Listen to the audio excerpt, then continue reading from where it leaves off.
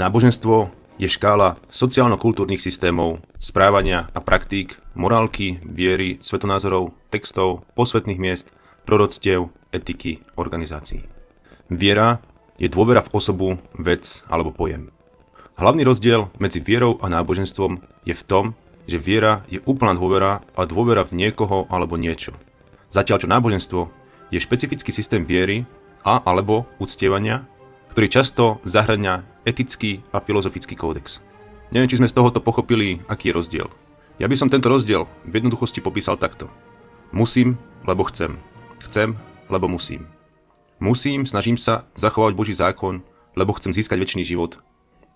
Chcem sa správať podľa Božieho zákonu, ktorý poukazuje na Boží charakter, lebo je to meritko, ku ktorému musím smerovať pre vstup do neba, jeho prítomnosti. Je to veľmi stručné vysvetlenie, na ktoré treba pochopiť celý kontext, celé evanjelium.